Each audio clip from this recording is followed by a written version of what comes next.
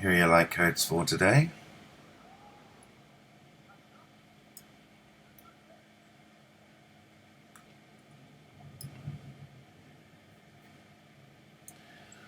Just watching a lecture by Thomas Sheridan called Being Kind to the Pagan.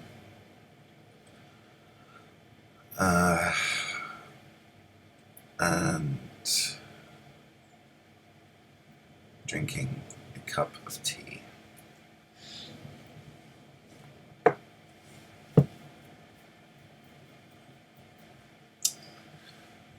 So yeah, I think one of the things about these, particularly when I'm recording,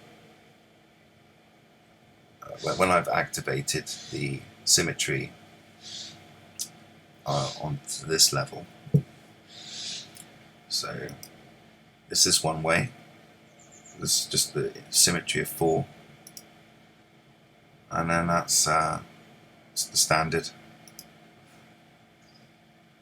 That's the symmetry of 4, so it's this thing repeated 4 times, but in such a way that it joins up. And then I've, put them together, and then I did it again but the other way,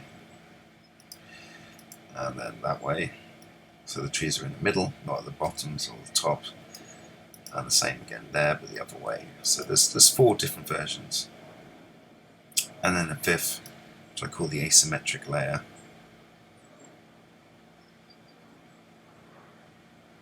which also has a kind of symmetry all of its own.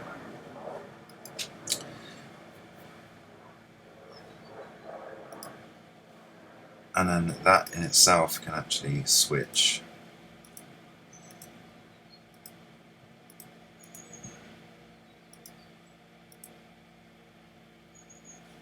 So yeah,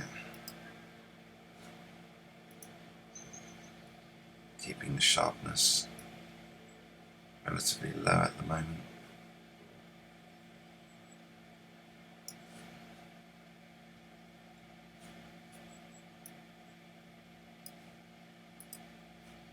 Oops. I turned it off and then adjusted it while it was off. There you go. So my favourite personally is this one. This one feels the right way up because it's in the bottom right corner, which will be this one. So that's, if you ever want to see what it's really looking at, just focus on the bottom right corner. Well, what I love doing is focusing on it as a whole, and it's kind of like getting a little bit of a snapshot of what's coming. It's interesting. There's an element of truth to it. There's a reality there that we're somehow seeing, and the symmetry itself kind of presents a context that wasn't there before. Even if it's only, a quarter of the actual, it's a 90-degree camera, so I'm only getting, a quarter of the sky, and I'm always facing east. And that was one of the few things that there needed to be a couple of controls to the whole thing anyway. So I needed to be pretty much at the same window all of the time, facing in the same general direction. That was one of the elements that had to remain, and that meant that having the roof there, unfortunately, is part of this. I've had to try to work with it. There wasn't really much I could do to minimize it without, reducing what can be seen at the sky. So yeah, that was the best I could do, given my chosen view of chosen view.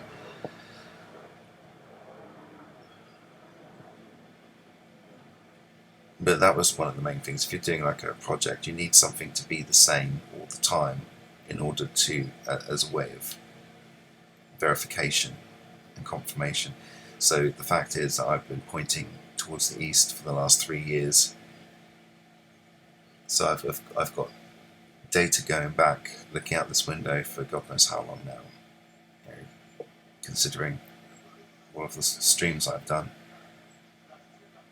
I haven't been able to watch back through any of them. You know, if you're experiencing it in real time, then, you know, with any luck, if I've been keeping my eye on it, I'll be able to I notice anything like it. What did go for a little while, I was, you know, taking snapshots and doing little clips here and there of anomalies that I'd see, but it doesn't require being on the ball. You know, you need to be watching it quite intensely, and I'm on and off at the moment. I put it on, and I'm also trying to do several other things at once, so which then can be quite distracting. I could be having a conversation with a friend in Discord, or listening to something from YouTube, or doing some artwork, drawing, adjusting photographs, you know, creating mandalas, that kind of, you know, all of the stuff I do as well. It's just being an artist, really. And I've been so down about it recently, you know, thinking it's not really amounting to anything. It's not, but it's just not the.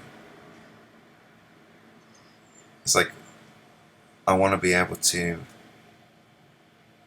keep doing it, but the idea of making money from it kind of appalls me a little bit, and it doesn't feel right, because this isn't just my artwork. This is becoming my own spiritual tool, and I'm kind of developing a methodology around this that incorporates art and spirituality, as well as psychology and a little bit of science.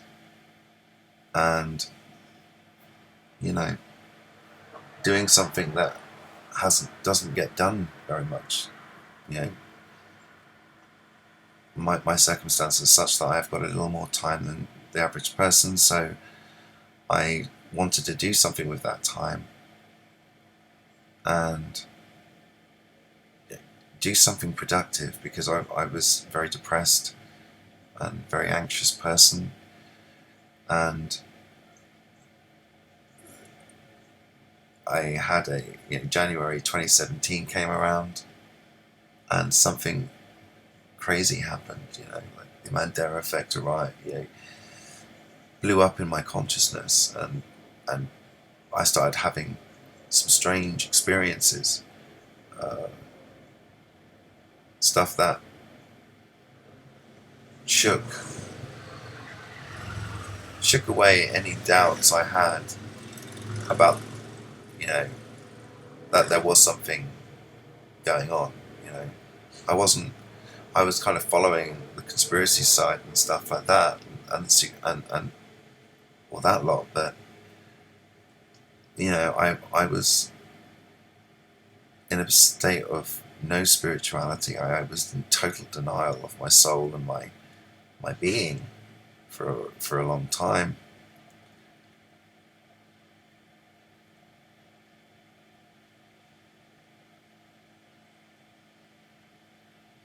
So it took me a little while. January 2017 came around, and whatever was keeping me, it's my spider plant, whatever was keeping me in that state suddenly changed, and I had a big attack of agoraphobia and anxiety. I was in the middle of doing a university course, and suddenly, before I knew it, I couldn't leave. I was in a state of shock. I think I was in a state of shock because suddenly a whole bunch of weird stuff happened. I met a bunch of people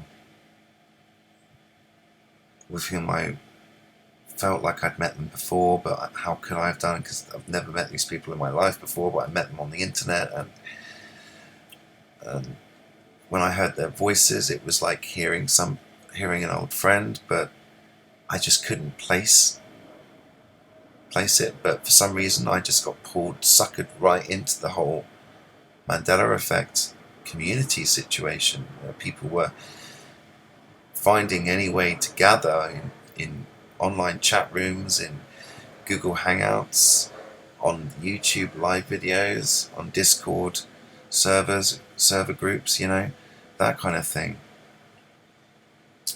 And I needed somebody, I needed something to buoy me, because I was beginning to unravel. I was dealing with, I was going through a phase of drug use that had been ongoing for over a year. And it was getting to a point where I could see I could see I was on the precipice of unraveling in a much worse way. So I had the alarm bells ring, and I heard them, and I listened. I paid attention this time. I was so desperate for something else, so desperate for change in myself, because the only reason I'd really been even doing that was because I had given up. I'd given up trying. I was living in a state of trauma every day. I felt dysfunctional, and I was trying my best to find ways of functioning and trying to somehow fit in with the way society goes, and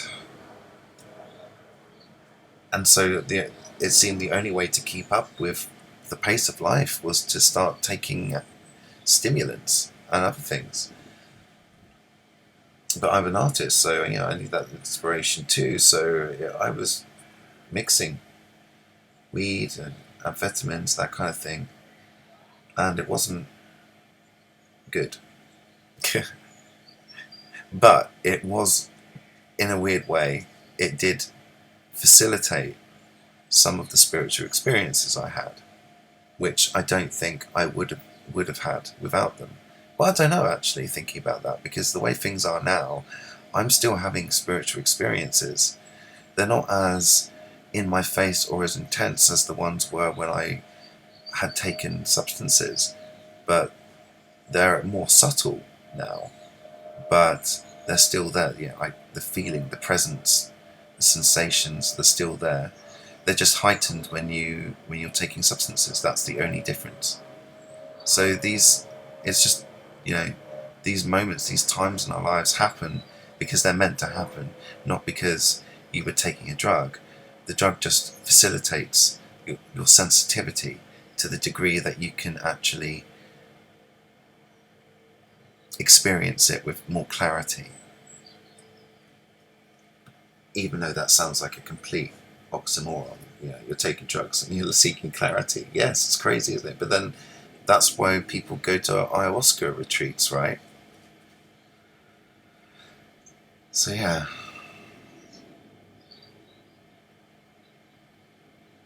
People, it's like you poison yourself to save you from yourself. It's like I was reading about bee medicine, and the idea of bee medicine was to be pricked by a bee sting, in order to what was it? It was meant to be some kind of. It was used as something to treat asthma and other and other ailments. But then you've also got the metaphorical bee sting, or being pricked, having your consciousness pricked, having your conscience pricked. And that's what this did. That's what the Mandela effect was for everybody. And it doesn't matter what you were going through at the time. I reckon most people who've experienced the Mandela effect and paid attention and got the message began a process of major change in their lives, one way or another. And I suspect that those people will have noticed how that change is continuous at the moment. It's not showing any signs of stopping. There may be moments where it slows down a little bit, or things seem a bit dark or difficult, but it's still going forward. You know something's shifting. It's like I've gone through a period now of crying almost every day for the last few months, like purging, major purging, deep emotional purging, real intense sobbing tears. And it's been the best way I can describe it. It's been like living in grief and going through some kind of major grieving process. The weird thing is that I haven't lost anyone close to me yet, and let's hope that's not going to happen for a very long time. So there's no physical manifestation in my life that would elicit the amount of grief that I've been experiencing. So then I've had to consider other angles. So like karmic angles, like, previous lives, that kind of stuff. Maybe that's what's coming through at the moment. That's what's been dealt with. And then I've been following a couple of people on YouTube whose opinions and things I have a lot of time for. Aluna Ash is one of them, and I find that her readings and her energy updates are extremely helpful, really helpful, really on point, on ball, and very much in alignment with where I'm at. And so there are certain people I follow in that respect, who I've enjoyed listening and hearing their wisdom, and and trust from my own experience, synchronous experiences, that actually that person's onto something. They just have the guts, the balls, the confidence to talk openly about this, and share their wisdom, their gifts with the world. So it's a marvelous thing that they're doing. I wish, part of me wishes that I had a similar level of success, with what I do. But at the same time, I'm trying to detach from issues of what is success, what is failure, what is an achievement in itself. Like every breath is an achievement.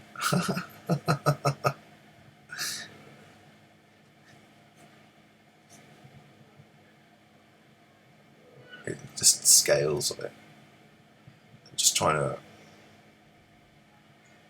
deprogram the expectations that were placed in me by the society that I've since found to be extremely dysfunctional.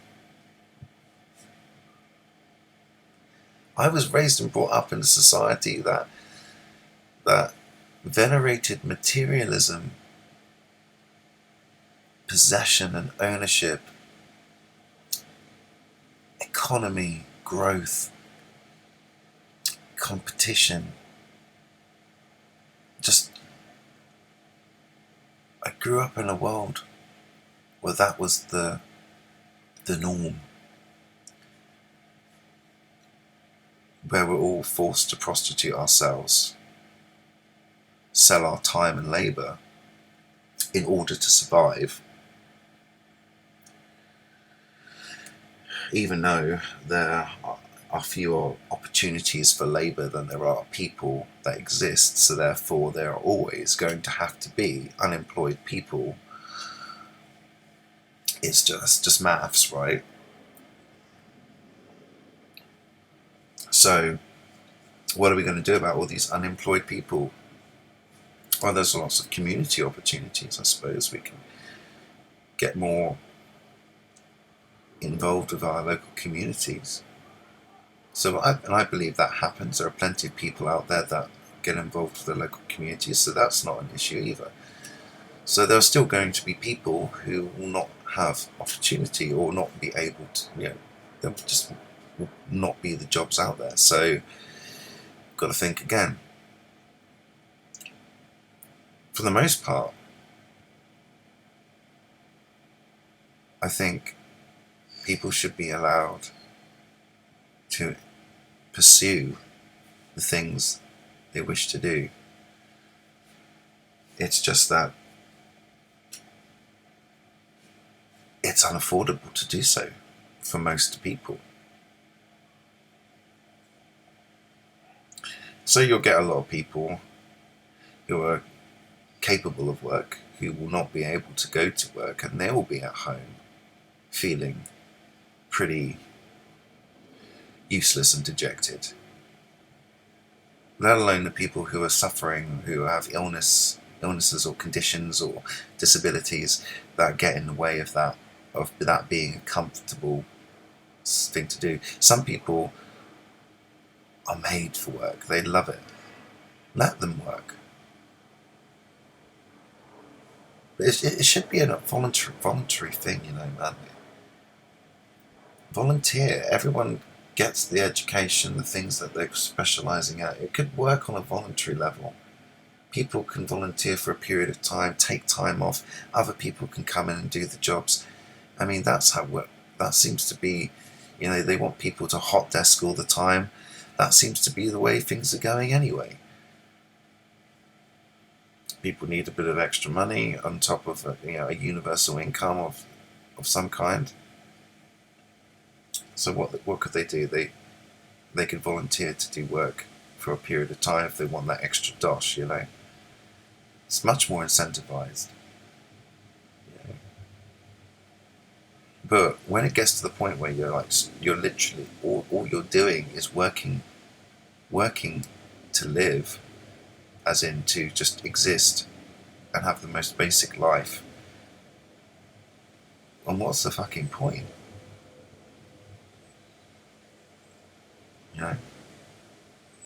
If the wages don't cover your rent and food and basic expenses before you have anything else on top of that, like a social life or holiday or anything like that, then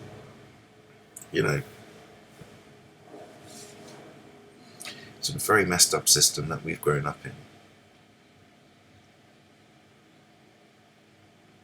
I don't know what's better. I don't know exactly what works All I do know is that a lot of what is existing is not working as well as it could. And this is a very 3D focus now, I don't even want to be thinking about this stuff really, but I don't know.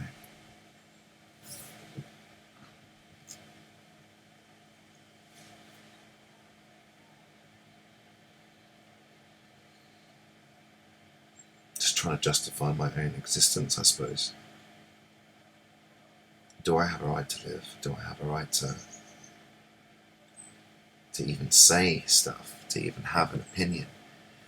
Do I have the right to make artwork and pollute the internet with my thoughts and ideas?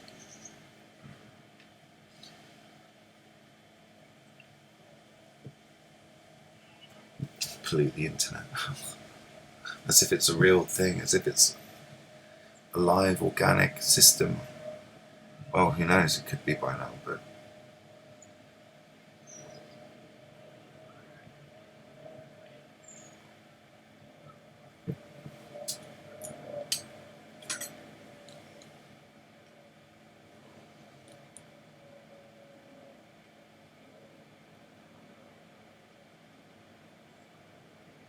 it's like Facebook had this,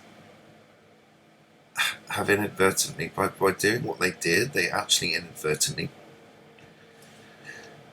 implied a solution. You know, the selling of data, selling of our data, our labor. Yeah, we entered that data into their database. We were the data entry workers, supplying our own personal information into Facebook, which they then used to sell and make a profit. And nobody got a penny out of that. No, none of us saw a penny of that. And the amount of money that that data sold for, that could have run a small country, you know. Not a small country, that could have, oh yeah, a small country. So, and to think about that, you know,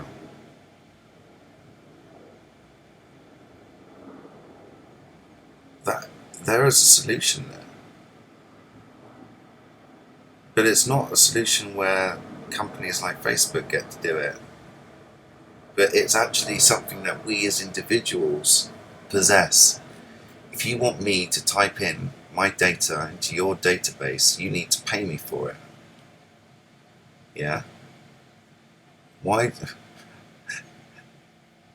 If they're going to sell it, then they need to offer remuneration, right?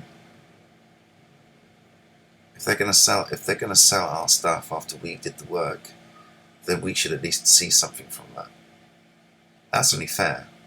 That in itself is an answer as an economic model. Data, our own personal data, how much is that worth? And if everybody started off with that net worth as their general human bank account, so to speak, which they can use for essentials, it should cover them. The average amount would be, you know, what it costs for a human being to live in a lifetime.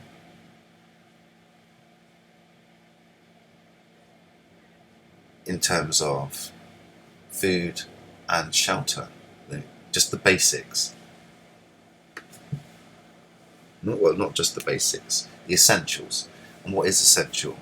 Telecommunications, heating and electricity and fuel and energy, water, shelter, food. Those are the essentials in this modern age. So put all that together, and then anything else on top of that, as in gifts, luxury items, holidays, you know, extra stuff that would normally be considered a private sector thing, you know, part of a business or trade. Then in that regard, then, you know, you could volunteer to use your skills and labour in a way that will make you extra money on top of your human allowance. I know that sounds really weird because it makes me think, well, who's going to be running this system? We need something like a grand unified model, like a Matrix or a Big Brother or something, you know. That's the scary implication there. We already have it. That's the thing. People don't realise that we already have it. So how are we gonna, you know, there needs to be a neutral force somehow. But how could that possibly be? How could you have a neutral force? How could we trust a neutral force if that neutral, if that say that neutral force is AI, so-called AI, well, how neutral is neutral in that regard? Because the people who programmed it, if you don't know, how could you ever know? And maybe that creates a boundary or a border between what we can do as humans and what we can trust others to do.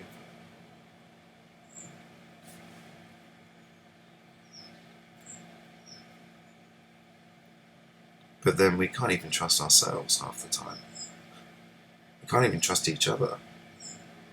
One person does not necessarily have the same needs, perceptions, or beliefs as somebody else. And just because one person is different to the other doesn't make them right or wrong. And you add numbers, and God, what a mess.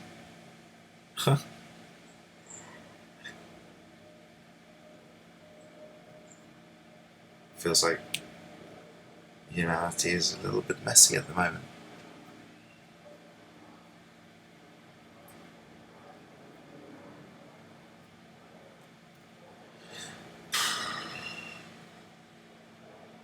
I have to detach from that drama though. I can't give it any of my attention anymore. It's like I don't want to be ignorant of what's going on, but I think part of the game, part of the problem is that we're expected to listen. If you don't pay attention, you don't know what's happening. If you don't know what's happening, you can get caught up in something you don't even know. But at the same time, by knowing what's happening, it influences you and your perception of reality and what your expectations will be. So, I don't know, I don't watch television anymore, I haven't watched it for a long time. I occasionally watch Netflix, YouTube, but I avoid news articles as much as I can. I avoid a lot of stuff really, and whenever I do watch something on Netflix, like a TV series or a video or a film, I've got a media studies type brain, so media and film type thing, and so to me, whenever I watch it, I can't help. It's like an automatic thing that just can't help but start decoding and analysing the film. It's fun to do in a weird way when you start seeing the patterns and you notice it. It just screams at you, and you're like, this. It actually becomes fun, But then recently I tried to do that with the latest American Horror Story series, and I was just really, really appalled by it, and it was just so blatantly satanic. It was just awful. It was really, really bad, and I actually had to stop watching it for a while. I watched the whole thing eventually, but it took me a little while to get through it because it was just so intense and so in my face, and I don't support that. That dark, shitty stuff is not me whatsoever, and it's so tacky. It's just so, it's not what I would equate with. I don't know. It just didn't feel right. It just felt so brazen and so in my face, and I didn't need it. The main thing was just to try and decode the whole thing, but trying to do that whilst all this dark shit was being presented in front of me. It was a really tough going, actually, and it put me in a little bit of a dark place for a while.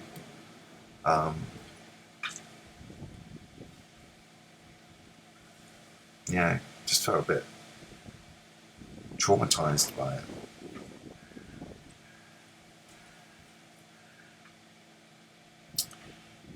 So yeah, and I'm quite an open-minded person. I don't judge others or people's beliefs very much, but I when it's just as bad if when devotees, extremists, fundamentalists, basically, it was like seeing, it was just the same, quite honestly. Portrayals of human sacrifice, that kind of thing. It was really, really graphic, very gory, very fucking evil, really. And I kind of regret watching it a little, just because of exposing myself to that level of darkness and negativity.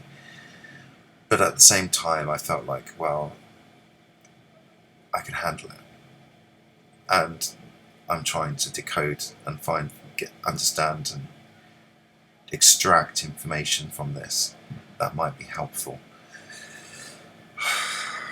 But it was, if that's the direction they've gone in, it's pretty grotesque. It was pretty grotesque. Anyway, it's not to say that sweetness and light is gonna be our saving grace, because that's also that's kind of like the opposite, isn't it? It's like, I don't want to be ignorant to anything,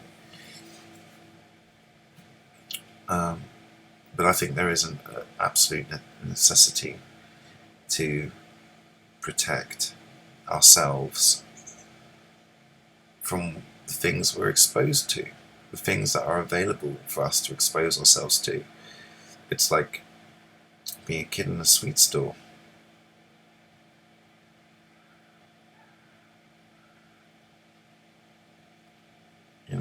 Exercise balance and patience, and don't let your greed carry you away, otherwise you'll get yourself into a real pickle.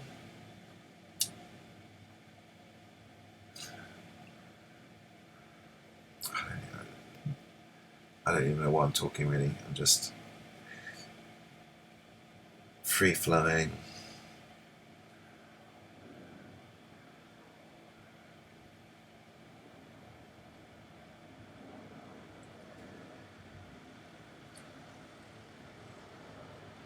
Puking out whatever comes to my mind. I noticed some interesting formations. Really nice.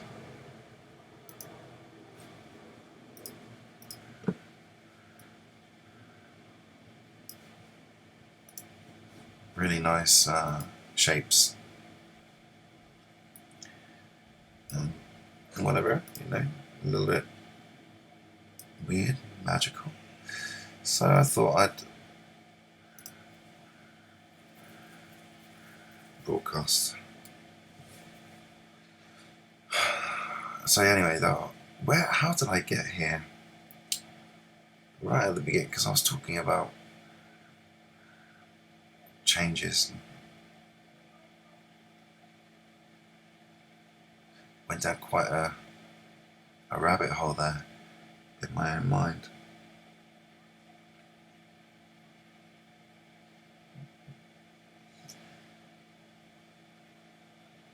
Yeah, protect myself. That's the main thing.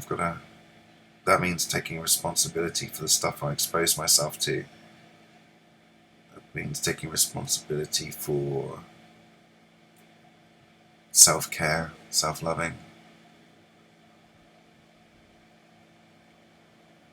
Maybe I need to tidy my flat up. I'm trying to keep it more presentable, but it's only me that's here, so it's not like, but there's really much room to swing a cat in here.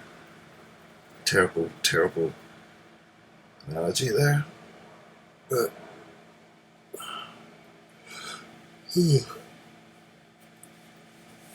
I just make do with what I have. Focus on what's important. But yeah, hopefully I'll get to that point where I will start to love myself and take care of myself enough that I'll feel more compelled to keep my place more tidy eventually.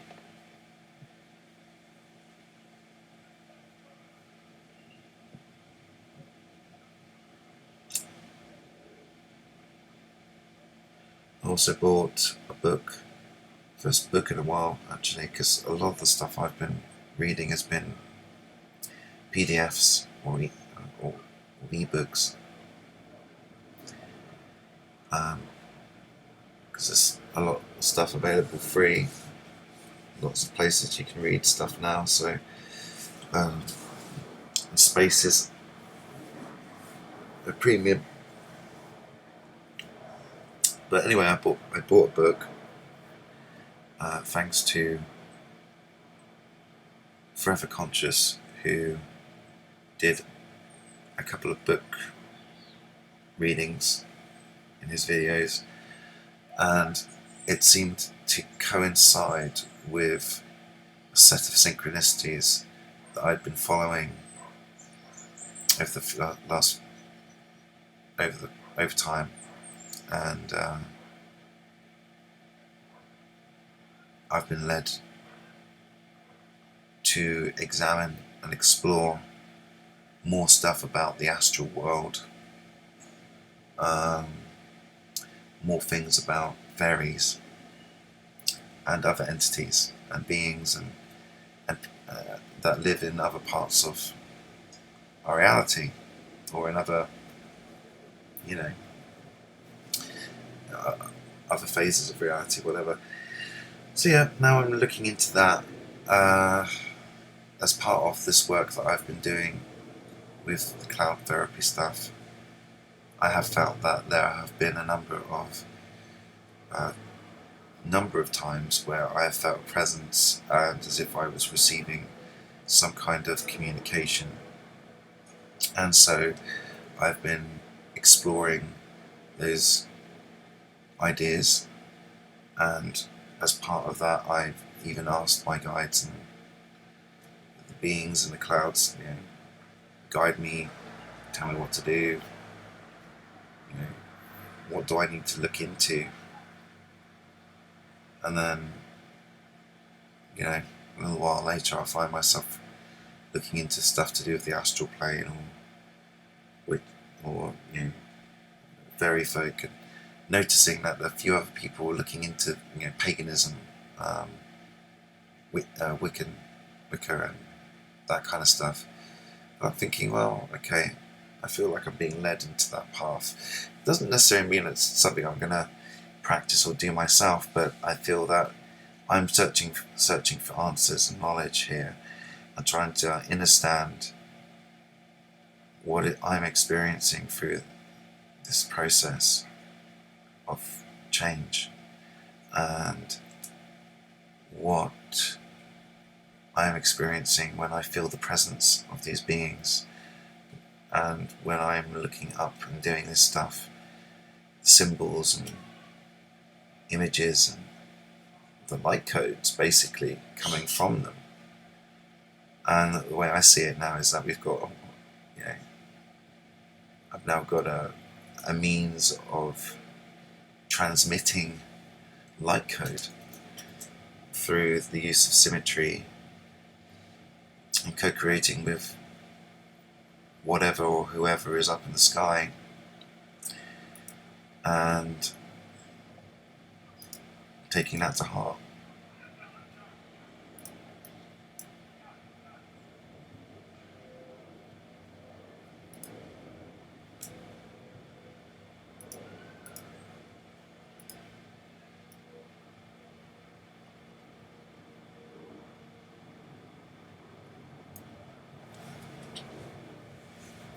Just turned the sharpness up to 55, and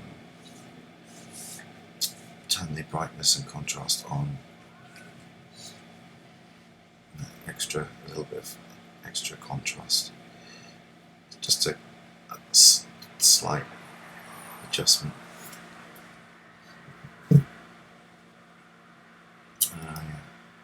check to see what the other side might be like.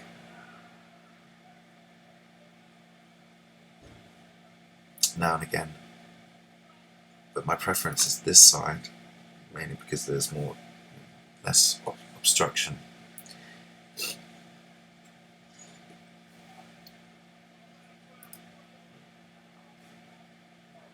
We've got these different views anyway. It looks like the sky's kind of, it's quite grey and cloudy today, so a bit of the details washed out, but sometimes these days, I think I prefer these days over full blue sky days or totally white overcast days. At least there's some kind of detail of some description, and even when the detail is more subtle and faded, the colours and putting it this way also helps.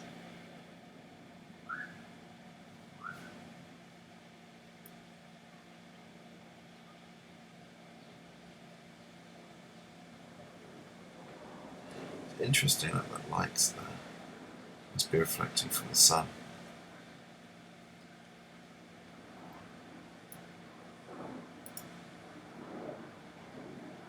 I mean, that's what it would be like without it.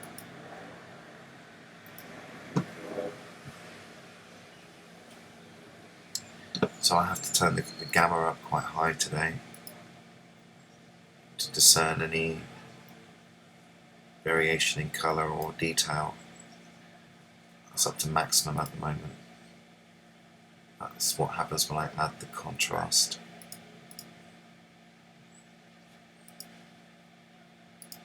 And the sharpness.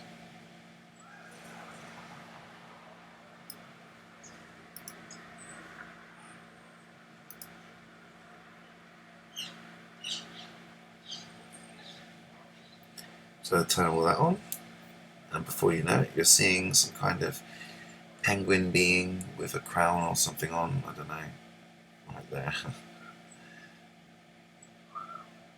It looks like, well, it looked like a penguin initially. There's another being or face there. I'm also getting to understand that demons and angels are not what most people think they are. And just through my careful examination, just over time, realizing that a lot of the fear and stuff is actually, no offense Christians, but from more the Abrahamic side of things. I haven't exactly followed it much myself, so I've kind of just been following my heart and what feels right and resonant with me.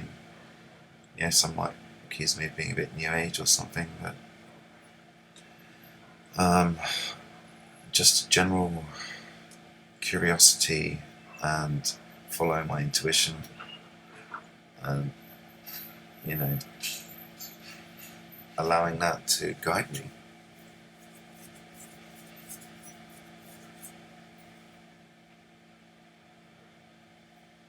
But I think there is a necessity for people to perhaps adjust their belief systems in such a way that they get over the concepts of aesthetics and beauty and what those so-called aesthetics or standards of beauty actually, just get rid of all that shit, because you're going to see some stuff that looks extremely non-human, and that's scary. To see something that doesn't look exactly like what you're used to can freak something out. I used to be scared of, probably still would be, to be honest, if I met one, but like pictures of grey aliens and stuff, that stuff used to freak me the fuck out, give me nightmares and stuff for days, that kind of really triggered me.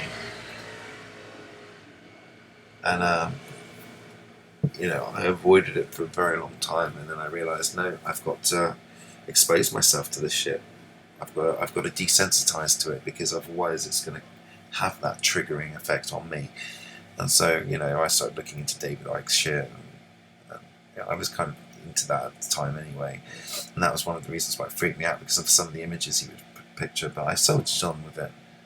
And then I would obviously try and look at it from multiple perspectives, from multiple belief systems. I'd listen to a lot of Christian stuff. I'm not a Christian. I've never been into the church, or I became agnostic from my early teenage years, and just decided to avoid that side of things for a long time. And then as I researched more and got more into the truth stuff, and then this supernatural stuff started happening, I had to wake up and pay a bit more attention to what religious ideas were out there, and maybe look into some things and listen to people, and hear things that I wouldn't necessarily like to hear, but sometimes you do have to wade through the muck to get the information you need. So always. And so that doesn't also mean exposing yourself to ideas and ideologies and politics that you would never in a million years agree on, but for the sake of balance, for the sake of trying to have a more accurate idea of the broader picture, we need to look at all sides, all angles. And the willingness to do that is part of being open-minded, I think. Being able to be non-partisan over this stuff, as it were. Realise that actually I want to be quite apolitical at this point. I just follow my heart, mate. And that's, I think, what matters. Our hearts don't lie to us. We lie to our hearts.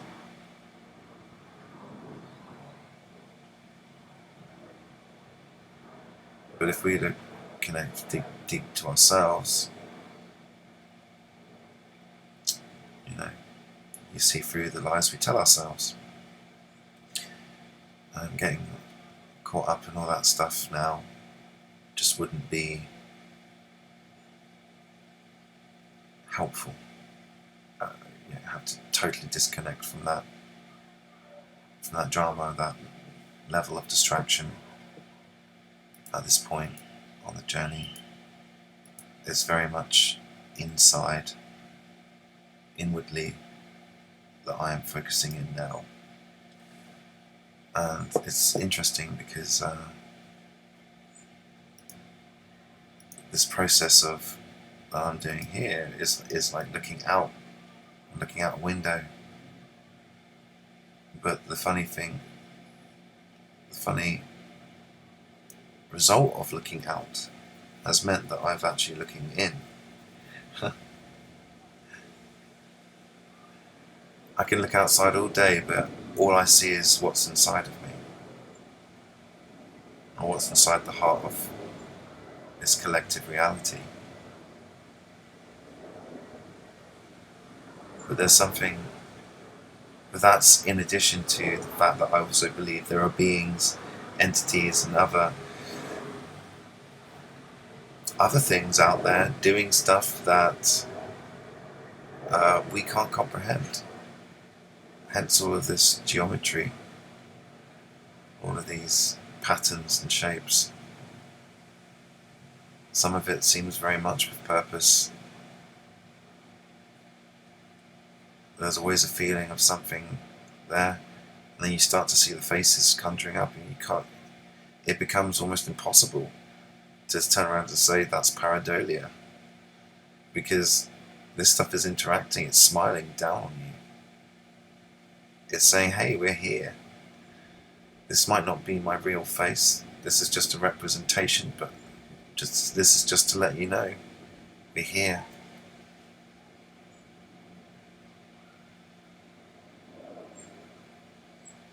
We're here and we're helping.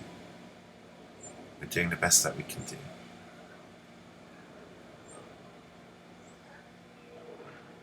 And it's important to help yourself.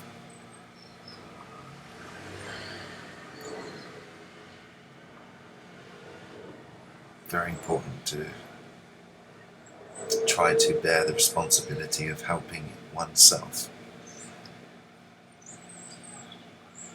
But that also means, in these changing times, as human beings, the opportunity for growth and change is there collectively as well. And we do need to seriously question the way we've been living as a species and what is more sustainable and more acceptable for everyone. Because the struggle has been real. Too real. It's been too much. And I think any balanced human would know that actually it's time that we started being kinder to ourselves and to the world around us, reality around us, everything around us. We need to be kinder, more compassionate. I'm not going to get into stuff about climate change. That is a whole can of worms I do not want to get into. What I do know is that we do generally need to have a better connection with Earth, with nature, with the animals, with plants, with everything around us. We need a better connection, because that's where we will really start to find ourselves, our true selves. Our true selves are the beings that we were when we lived in harmony with everything else.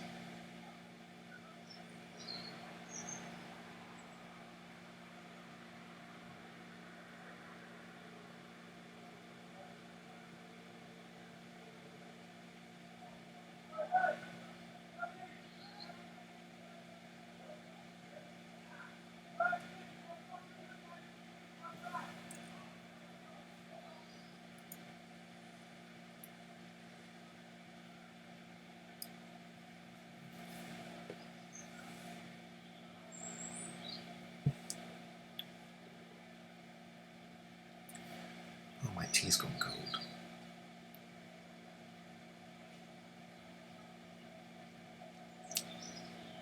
But if you look now, you'll see. Tell me this is normal. Tell me this is natural. Tell me this is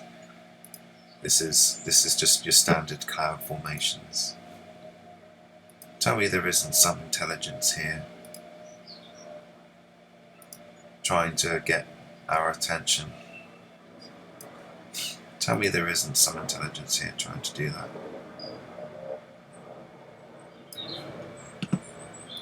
Because all I had to do was this, and then look at it long enough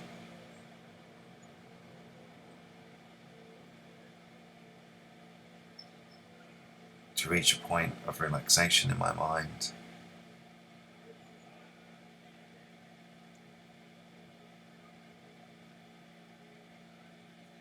And then before I knew it, there was two of me. But one of those me's was like a reflection. And that reflection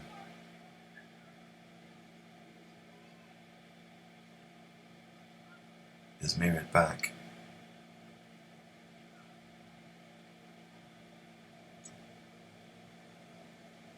by someone else, something else that is also just so happens to be me. Depending on the nature and the scale that you're thinking about it.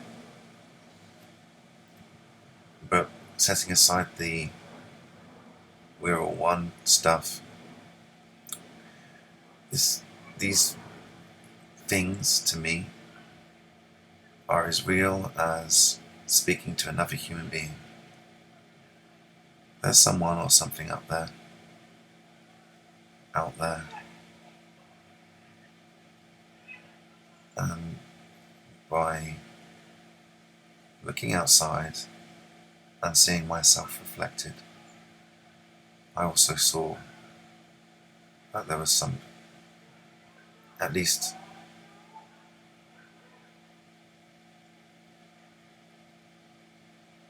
from the scale of 3D human living in separation, I get to see and feel and notice these other separate energies. They could be coming from anywhere, or anyone, or anything.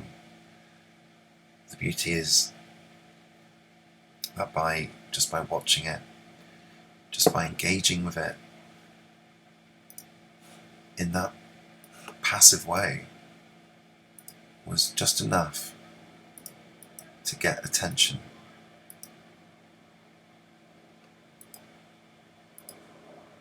That somebody actually was watching, somebody up there was doing something to be seen, to be felt.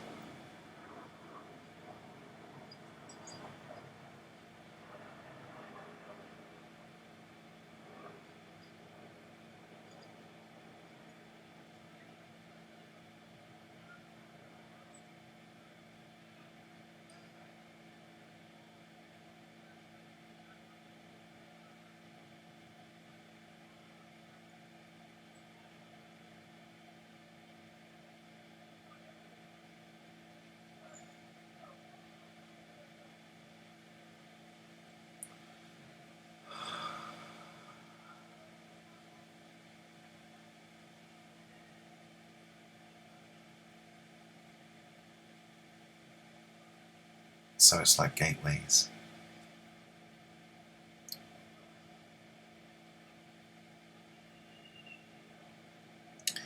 It's like seeing something from multiple scales at the same time. Not only are you seeing it close up, but then you're seeing it at a distance as well, manifested by the two things happening on the left and right. It's interesting. Where I see it is that we're travelling. This is some kind of astral. We're travelling collectively as an astral body.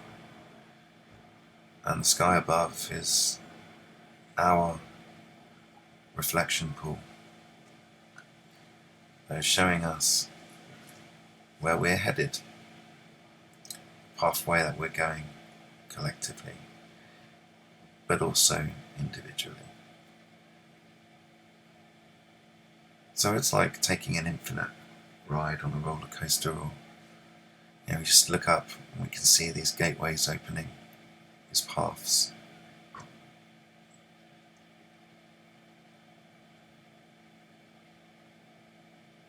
And there are messages and of all kinds, symbols, signs, patterns, eyes, faces, beings of all kinds.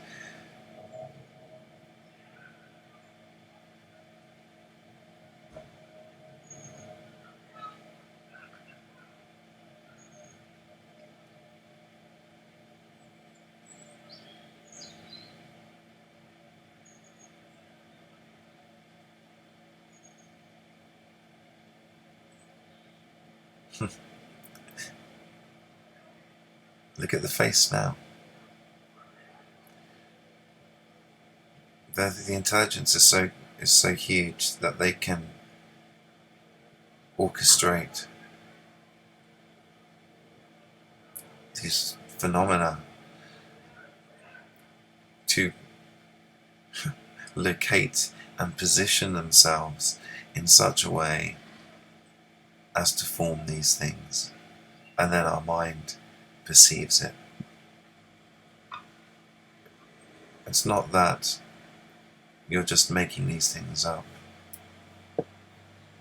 It's not pareidolia. Pareidolia is just a term that was coined to put people off of the scent. But anyone knows that pareidolia is the wrong way round. Things manifest, and sometimes they will be faces. Because it's just that you don't know what they are. They're like multi-dimensional faces. They come in, it's the whole Flatlanders and putting a 3D object in a 2D dimension type thing. It's the same principle, just on a higher level.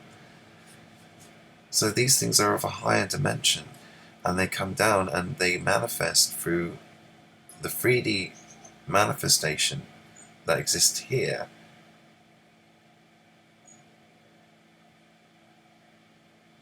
But they exist outside of that, so they can do that. And that's where we're going to. We're going to a point where this stuff will begin to really show itself, where the visual and auditory elements will start to become undeniable. People will think that they're hallucinating. In a sense, they kind of are, but the hallucination's real. That stuff is there.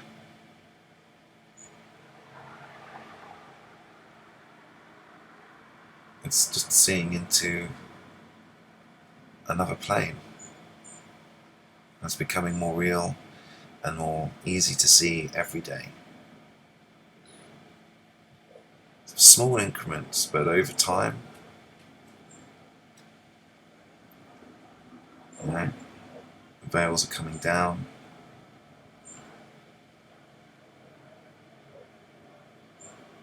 We're meeting them halfway.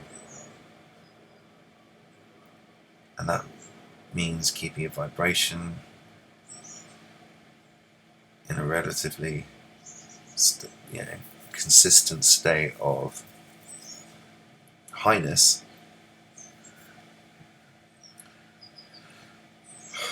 And if you're in a position like me, you have to do everything you can to alleviate suffering and make life as comfortable as possible,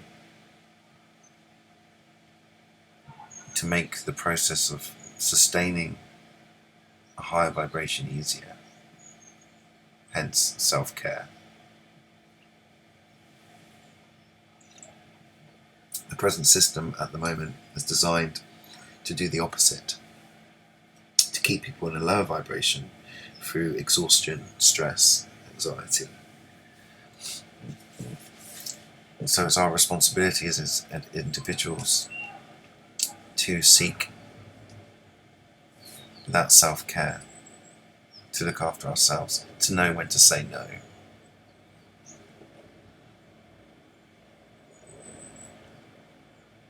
Put the gas mask on yourself first before attending anyone else. And the idea being that if you somehow end up getting knocked out, you won't be there to help other people who are dependent on you. So if you end up suffocating or asphyxiating or whatever, or fainting because you didn't put your gas mask on first, then how are you going to help the ones that depend on you? That's the idea. You've got to take enough self-care for yourself, blah blah blah, so that you can actually, at least try to be of service or support others. Yeah.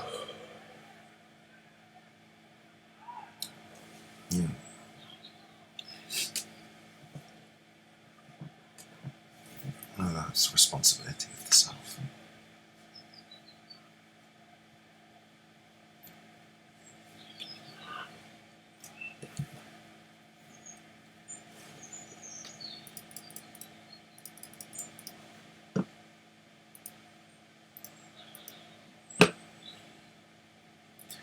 So recalibrate then.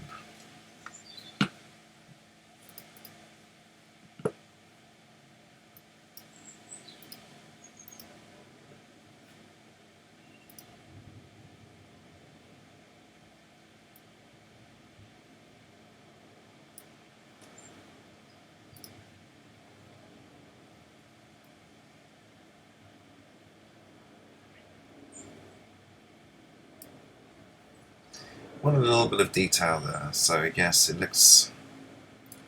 It's funny, isn't it? Because I mean, just by doing this it looks fake, but then it makes you realise, well then, that means the sky itself is fake, you know, because just by putting this on and putting the sharpness all the way up, you begin to see that there's lacking in detail in a lot of places, and that's not because of the resolution of the camera or anything like that. That's because of light reflecting from the cloud, and then it's indicating all these very subtle colour differences. You know, it's not all grey. There's almost like a yellowy, browny colour here. There's a greeny colour there.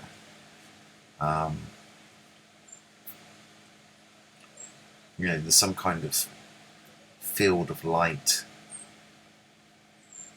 some kind of distortion, possibly our own, most likely our own atmosphere.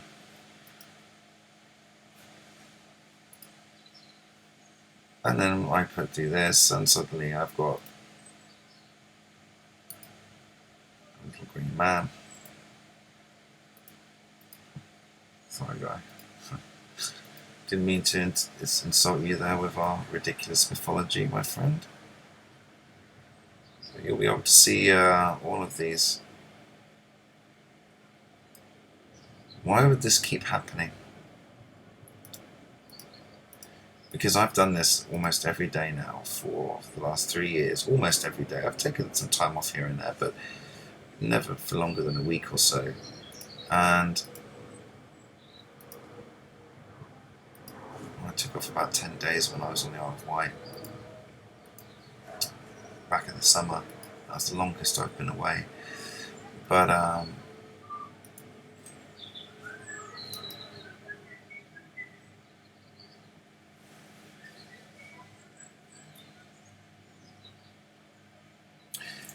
you know, they want something repeatable.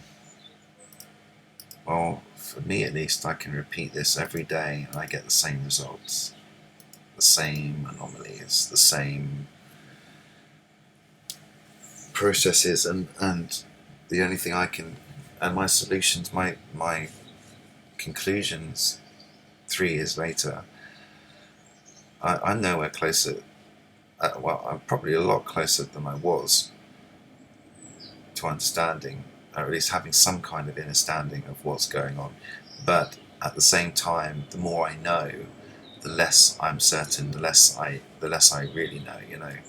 So there's a reluctance to be able to stick to one solid way of seeing it, because if I do that, then I could blind myself to any alternative ways. So there has to be a level of open-mindedness and openness to this process in order for it to continue to expand and grow and become whatever it wants to become. So, you know, it needs to be an organic process, and that could take years.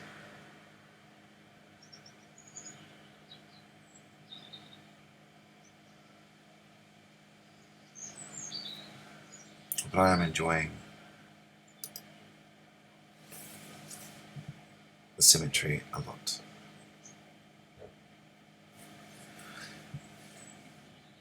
It's just something very satisfying, and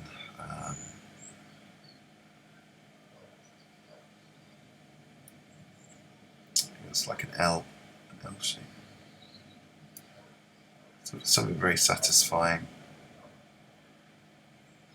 when you're seeing these beautiful symmetrical shapes manifest right in front of you live as it's happening. Just this constant fluid creativity just blooming outwards.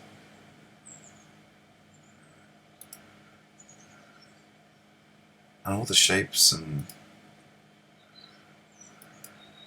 patterns that are being created are extremely reminiscent of things. You know, sometimes I swear I've seen landscapes, mountains, all kinds of things going on. Because it's constantly moving and changing. that presents an extra element that I think offers the mind expansive element. I've just taken a slice of the sky, put it in context with itself 4 times, 3 times, 4 times, whatever.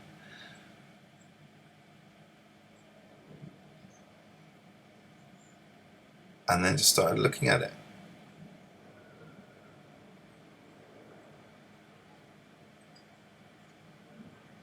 And I mean, this is like the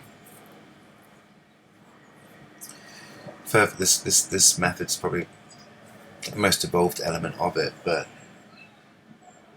it really just started off with looking at a static image.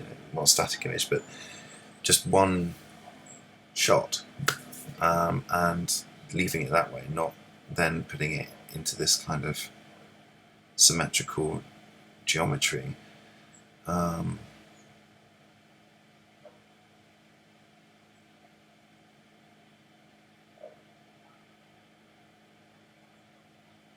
It's kind of like the idea is meet us halfway, meet them halfway. They will meet us halfway, we will meet them halfway. We've got to do our portion, do our side of things. That's what humanity is relied upon to do. We've got to take responsibility for what we can do, for what we can change. Meet them halfway, meet everything halfway. Do your side so they can do their side, type of thing. I don't know what that means exactly. I don't know what side that could be. I'm just hoping, praying, and going with it. Just going with what feels right, and I have no reason to doubt what's happening.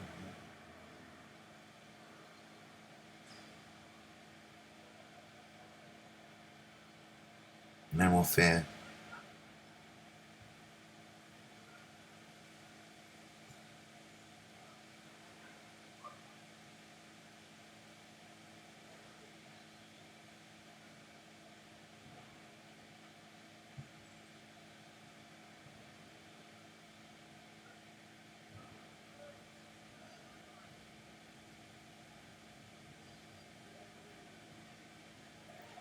Hey, dragon.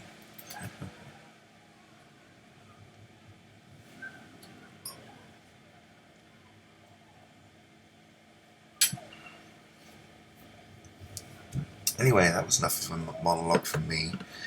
I apologise. I'm not even. I'm part of me is kind of scared of even opening up the live dashboard now, in case I've accidentally missed. Unless I think people were trying to communicate or whatever, I apologise. Got kind of lost in my own mental babblings. So apologies.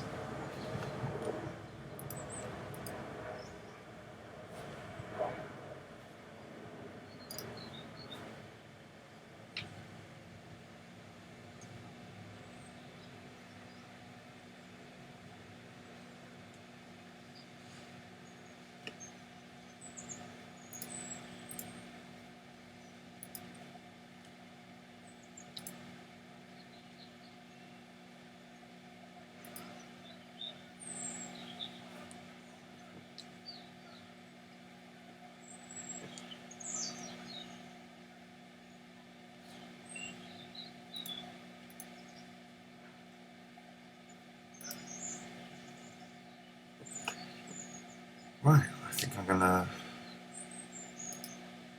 give it that a break for a bit. I think I've been talking for long enough. I apologise for going on for so long. No, I don't apologise. I'm not sorry. I needed to, and I'm just grateful that anybody may have listened to this. So thank you.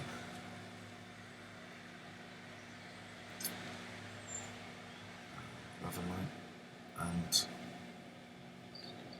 love and light. Oh my God, love and light. Oh. No, love and light, love and light for love and light. I'm not going to be a miserable bastard about it, but at the same time, I'm not going to allow myself to get all kind of weird and wistful about it either. Like,